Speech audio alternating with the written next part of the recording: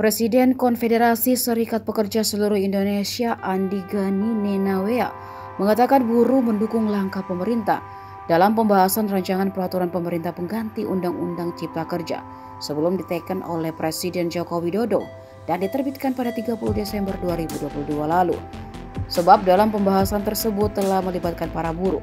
Namun ternyata setelah PRPPU Cipta Kerja terbit tidak sesuai harapan dari usulan para buruh atau pekerja kepada pemerintah. Seperti formula pengupahan yang di dalam PRPPU Cipta Kerja sektor ketenagakerjaan tidak disebutkan secara detail indeks yang digunakan untuk menentukan angka penetapan upah minimum. Kemudian terkait ahli daya atau outsourcing yang dinilai tidak jelas. Di PRPPU Cipta Kerja tidak dijelaskan jenis pekerjaan apa saja yang boleh dilakukan oleh pekerja ahli daya atau outsourcing.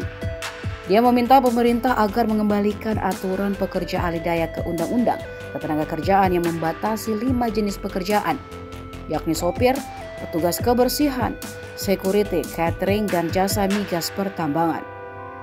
Lalu dia juga bilang di PRPPU tersebut mengenai pesangon bagi pekerja yang terkena pemutusan hubungan kerja juga tidak jelas. Akibatnya kata Andi Gani, pekerja tidak bisa melakukan perundingan atas pesangon yang biasanya menerima besaran 2 atau 3 kali lebih besar dari ketentuan sesuai kemampuan perusahaan. Oleh karena itu, para buruh atau pekerja akan melakukan berbagai upaya, mulai dari lobi-lobi pejabat pemerintahan, aksi unjuk rasa, hingga pengajuan judicial review ke Mahkamah Konstitusi.